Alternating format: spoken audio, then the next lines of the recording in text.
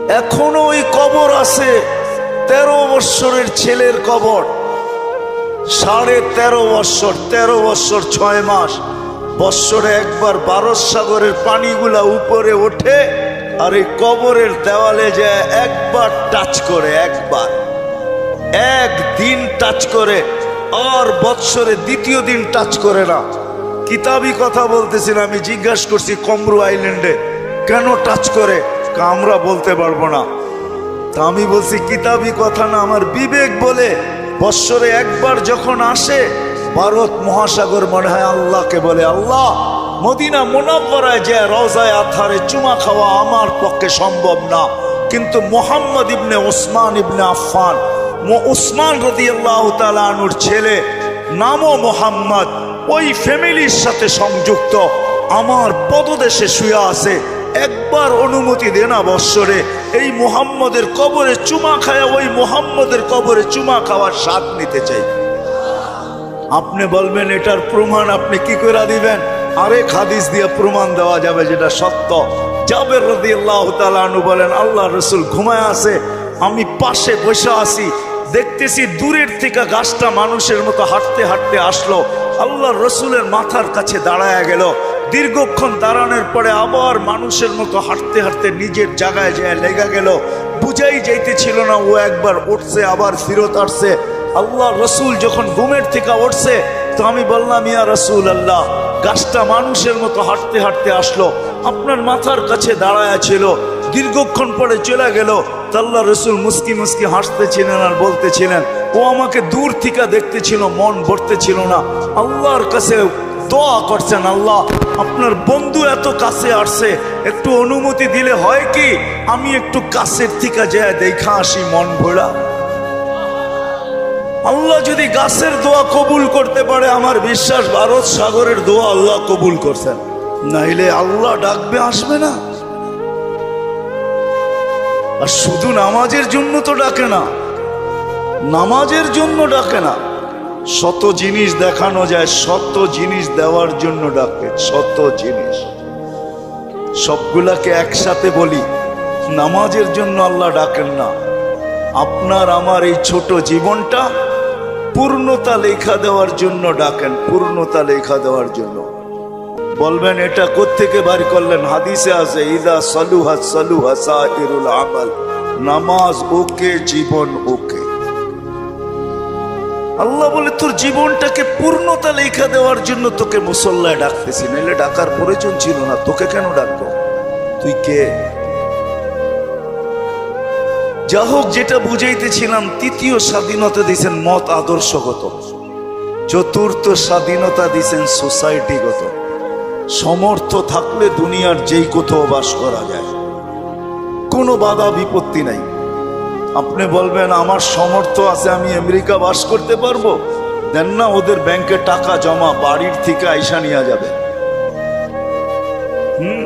সত্য এটাই। পঞ্চম স্বাধীনতা আল্লাহ দিছেন, মৌত পর্যন্ত যেমন খুশি তেমন চলতে পারো, বিকেনিও পড়তে পারো, 3 কোয়ার্টারও পড়তে পারো, হাফ কোয়ার্টারও পড়তে পারো, আবার যদি সমাজ মাইনা নেয় তো মারপ্যাটের থেকে যেমন আসছে এমনও করতে পারো। নাইলে ইন্দোনেশিয়ার একটা প্রদেশের নাম হইতো না উরিয়ান জায়া, আমি নিজে গিয়ে আসছি ওইখানে, পাপুয়া গিনির অর্ধেক হলো ইন্দোনেশিয়া, ওইখানে রাজধানী হইল জয়াপুরা, ওই প্রদেশের নাম হইল উরিয়ান জায়া। কি উরিয়ান মানি ল্যাংটা, জায়া মানি জাগা। মানুষ মারপেটের থেকে যেরকম আসে ওরকম কবরে যায়। আল্লাহ বলে কিচ্ছু বলবো না, নাজিরুন কাইফা তা'মালুন, শুধু তাকায় তাকায় দেখতে থাকবো। স্বাধীনতা বেশি দেন নাই, 5টা দিছে। প্রশ্ন যদি করেন বাধ্য করেন না কেন, ইচ্ছা করলে তো বাধ্য করতে পারেন, সমাজ এরকম হবে। তা আল্লাহ বলে না, বাধ্য করব না। এই জন্য কোরআন বলে, লাউ শা আল্লাহ লাহাদাকুম জামিয়া, তোমাদেরকে হেদায়েত দিয়া দিতে পারি, সবাইকে চৌরাস্তায় দাঁড় করায় দিতে পারি। হেদায়েত মানি সোজা করে ফেলতে পারি, সোজা, নড়াচড়ার ক্ষমতা থাকবে না তোমাদের, বিলকুল সোজা করব। লাউ শা আল্লাহ লাজালাকুম উম্মাতান ওয়াহিদা, ইচ্ছা করলে এক বানায় দিতে পারি, এক। দুই কোনো শব্দ তোমাদের সমাজে থাকবে না, সব এক থাকবে। পারে? প্রমাণ? আল্লাহ বলে উনজুর ইলাস সামাই ওয়া ইরতিফাইহা, আকাশ দেখ, উচ্চতা দেখ। উনজুর ইলাশ শামসি ওয়া শুআইহা, সূর্য দেখ, কিরণ দেখ। উনজুর ইলাল বিহারি ওয়া আমওয়াজিহা, সমুদ্র দেখ আর তরঙ্গমালা দেখ।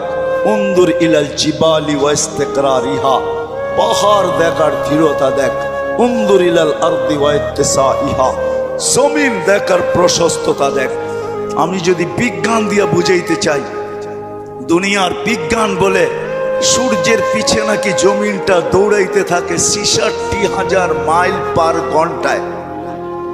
কত কত? আর করতে থাকে পার ঘন্টায় ১,০০০ মাইল। এই জন্য আমাদের দিন রাত ২৪ ঘন্টা, পার ঘন্টায় ১,০০০ মাইল। ২৪ ঘন্টায় একবার প্রদক্ষিণ হয় ঘুরা, যার কারণে ২৪ ঘন্টায় দিন রাত। আচ্ছা, যেটা ঘন্টায় ১,০০০ মাইল গতিতে চলে, ওটার উপরে বসে আছেন, তো বসে আছেন কি করে? আমাকে যুক্তি দিয়া বুঝান না, বসে আছেন কি করে? ২০০ মাইল ব্যাগে চললেই তো উড়া যায়, ঠিক না? ১,০০০ মাইল ব্যাগে এটা চাক্কির মতো ঘুরতেছে। ৬৬,০০০ মাইল ঘন্টায় গতিতে এটা ছুটতেছে, দৌড়াইতেছে। আপনি বসে আছেন কি করে? বাসগুলা চলে কি করে? বিল্ডিং গুলা দাঁড়ায় আছে কি করে? আল্লাহ বলে বাধ্য করছি, ওয়াজআলনাল আরদা কারারা, আমি মানুষের শান্তির জায়গা জমিনকে নির্ধারণ করছি। জমিনকে বলছি তুই ছোট ছোট, তাতে কিছু আসে যায় না। তুই ঘোর ঘোর, তাতে কিছু আসে যায় না। খবরদার যদি কারো গায়ে বাতাস লাগলো, আল্লাহ বলে বাধ্য করছি, তোকেও বাধ্য করতে পারি। বিদায় আসেন, শেষ জায়গায় চলে আসছি, আর বাড়ানো যাবে না। আমার পরেও আছে 11টার উপরে বাজতে চলছে, 11:15। আর মাগরিবের পরের থেকে যারা শুনাইছেন, এদের পরে আমার এই ভাঙ্গা ডোলের আওয়াজ শোনানো কোনো প্রয়োজন ছিল না বলে আমি মনে করি। কিন্তু শেষ জায়গায় চলে আসছি আমি। 100 বছর পূর্বে যারা ছিল ওরা আজকে নাই, 100 বছর পরে আমরা থাকবো না। যিনি নিয়ে আসছেন উনিই নিয়ে যাবেন, বাইপাস হওয়ার কোনো সুযোগ নাই। বেশি দিন এইখানে থাকবো না, চলে যাব। কিন্তু আসেন, যেই মানুষটা সৃষ্টির ভিতরে সর্বদিকে সেরা, যার কোনো জুরি নাই, তুলনা নাই। যদি তুলনা থাকতো তাহলে আল্লাহ ফেরেশতাদেরকে ওভারটেক করে আমাদের মাথায় শ্রেষ্ঠত্বের মুকুট পড়াইতেন না। কেননা ফেরেশতার তৈরি নূরের থিকা, আমাদের তৈরি এক ফোঁটা বিদ্যুটে দুর্গন্ধময় পানির থিকা। ফেরেশতা নাফরমানি করার কোনো ক্ষমতা নাই, আর আমরা নাফরমানি ছাড়া থাকতে পারি না, ছাড়ার কোনো ক্ষমতা নাই। 24 ঘন্টা আমরা নাফরমানি করি, নাফরমানি করাই আমাদের স্বভাব। ওই মানুষটার মাথায় শ্রেষ্ঠত্বের মুকুটটা পড়াইতেন না। ফেরেশতাদেরকে অ্যাবাউট করা আল্লাহ আমাদেরকে শ্রেষ্ঠত্বের মুকুট পড়াইছেন। আসেন, শেষ জায়গায় চলে আসছি, চলে যেতে হবে। একটু ভাবেন, এই মজলিসে বসা যে আপনি আর আমি যাব তো বটে, যদি আখিরাতকে বিশ্বাস করেন, মউতকে বিশ্বাস করেন, যদি হিসাব কিতাবকে বিশ্বাস করেন, আর যদি না করেন তাহলে আবার পিছনে যাব। মেসেজ কোরআনে দেওয়া আছে, তোমাকে বিশ্বাস করতে আমরা বাধ্য করব।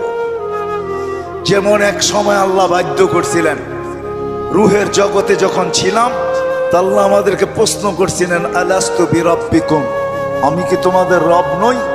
ওই দিন কিন্তু স্বীকারোক্তি দিতে বাধ্য ছিলাম, ক্বালু বালা। হায় হায়, যে আজকে বলে গড ইজ নাথিং, ওর রুহ ওই দিন স্বীকারোক্তি দিয়ে আসতে হয়েছে যে আপনিই আমাদের রব। যদিও এইখানে আসার পরে ভুলে গেছে, আল্লাহ বলে তোমাকে আরেকদিন বাধ্য করব, তুমি চিৎকার দিবে আর বলবে রব্বানা ইন্নানা আবসারনা ফারজি'না আমাল সালিহা ইন্না লা মুকিনুন। তারপরে আমাদের পক্ষ থেকে চিৎকার আসবে, কাল্লা, কখনো সম্ভব না। তোমার চিৎকার ওই দিন শোনা হবে না, বলা হবে কালুকসাউ ফিহা ওয়ালা তুকাল্লিমুন। দুনিয়ায় বড় বলছো, আমরা কোনো প্রতি উত্তর করি নাই, বড় বিরোধিতা করছো। ও ঢাকার মানুষ 24 ঘন্টা কাঠটা ভোগ করেন, কতটুক ভোগ করেন আর কতটুক আল্লাহকে দিই। এই জন্যই যে বিশ্বাস করে আমাকে মরতে হবে, কবরে যেতে হবে। আখেরাত নামের একটা জিনিস আছে, হিসাব কিতাবের সম্মুখীন হইতে হবে। তার বিবেকের কাছে আমার প্রশ্ন যে তুমি ওই দিনের জন্য কতটুক প্রস্তুত, যেই দিনটা সত্য, যালিকাল ইয়াউমুল হক, কতটুক প্রস্তুত? আমি প্রত্যেক শ্রেণীর মানুষকে জিজ্ঞাসা করব, তুমি কতটুকু প্রস্তুত? যুবক, তুমি যৌবন নিয়ে কতটুকু প্রস্তুত? নারী নারীত্ব নিয়ে কতটুকু প্রস্তুত? পুরুষ পুরুষত্ব নিয়ে কতটুকু প্রস্তুত? যে যেই ক্ষেত্রে আছে ওই ক্ষেত্রে থেকে কতটুকু প্রস্তুত? যেই যেই পজিশনে আছে এই পজিশনে থেকে কতটুকু প্রস্তুত? কতটুকু আপনি আর আমি প্রস্তুত? যদিও সূর্য প্রতিদিন আমাদেরকে বলতে বলতে ওঠে, আনা ইয়াউমুন জাদীদ, আমি নতুন দিন, আলা আমালিকা শাহিদ, তোমার কর্মের উপরে আমি সাক্ষী। ফাকতানিম, সুবর্ণ সুযোগ মনে করলেন, আউদ ফি হায়াতিকা আবাদা, হতে পারে আর কোনোদিন তুমি আমাকে উদিত হইতে নাও দেখতে পারো। প্রতিদিনের সকালে সূর্য এই চিৎকার দিতে দিতে ওঠে, জমিনটা প্রতিদিন শতবার আমাদেরকে সতর্ক করে, তামশি আলা যাহরি মাসিরুকা ফি বাতনি, আমার পিঠে বিরাজমান, অতি সত্বর আমার পেটে আসবে। আজকে সকালে আমি সিলেট থেকে আসতেছিলাম, কোনো এক কোম্পানির বাসে প্রতিশ্রুতি ছিল সুপারভাইজারের সাথে যে আজান যেখানে হবে ওইখানেই থামায়া দিব। আসতে আসতে যদিও শেষ ওয়াক্তে কোনো মতে 4 রাকাত পড়তে পারছি, 4 রাকাত কোনো মতে পড়তে পারছি আর কি। সে তার প্রতিশ্রুতি ঠিক রাখে নাই। কোম্পানির নাম বলবো না, কিন্তু আমি ভাবি যে হায় মানুষ, ব্যবহার করো আল্লাহ। আল্লাহ 24 ঘন্টা আল্লাহটা ব্যবহার করে, এতটুকু ভাবে না যে আমি চলে যাব। আমি কতটুকু প্রস্তুতি নিলাম, কতটুকু প্রস্তুত? বেশি তো চান না, 24 ঘন্টা 1 ঘন্টা চান, বেশি তো চান নাই। বেশি চাইছেন? 32 রাকাত নামাজ পড়তে কতক্ষণ লাগে? 1 ঘন্টা, পার রাকাত 2 মিনিট, 64 মিনিট লাগে। 1 ঘন্টা 4 মিনিট। সারা বৎসরে তো বেশি চান নাই, 12 মাসে একটা মাস চাইছেন। রোজা বেশি তো চান নাই, শতকরা 2.5% চাইছেন, বেশি তো চান নাই। জীবনে একবার হজ চাইছেন, বেশি তো চান নাই। হুকুম আহকাম তো বেশি না। বিদায় আসেন, আমি কথার শেষ জায়গায় চলে আসছি। আসেন আজকে এই মাহফিল থেকে ভাবি যে যেই কোনো মুহূর্তে আমি চলে যেতে পারি। আমার সমাজের মানুষগুলা ভাবা উচিত, যেই কোনো মুহূর্তে চলে যেতে পারি, কিন্তু আমার প্রস্তুতি কতটুকু, প্রস্তুত কতটুকু? কোরআন তো আমাকে মেসেজ দিয়া রাখছে, লা তুসআলুন্না আনিন নাঈম। শোনো শোনো, যা কিছু দিছি, হায় আপনি চোখ দিয়া দেখেন, ছোট একটা চোখ দেখেন, আপনি ভাবেন আমার চোখটা ছোট, এটা দিয়ে তো দেখি, ঠিক না? এই ছোট চোখে 13 কোটি করে 26 কোটি ক্যামেরা ফিট করা আছে। আপনি কোনোদিন ভাবছেন আপনার জিহ্বাটা কত বড় প্যাথোলজি সেন্টার? দুনিয়ার কোনো প্যাথোলজিক্যাল মেডিসিন শুধু 2-1টা মেশিন ছাড়া, ডায়াবেটিসের মেশিনে দেওয়ার লগ লগ বইলা দেয় কত আছে, আর জ্বর মাপার মেশিনটা এখন বইলা দেয়, আগে বগল তোলে নিয়ে অনেকক্ষণ ধরে রাখতে হতো, নাইলে জিহ্বার নিচে অনেকক্ষণ ধরে রাখতে হতো। এখন একটু উন্নতি করছে, এখন ধরা বইলা দেয় কতটুকু আপনার তাপমাত্রা আছে। এরকম কোন দ্রুত মেশিন আছে জিহ্বা টাচ করবে আর বইলা দিবে? জিহ্বা তো টাচ করতে দেরি, বলতে দেরি করে না, বলতে দেরি করে নাকি? হ্যাঁ হ্যাঁ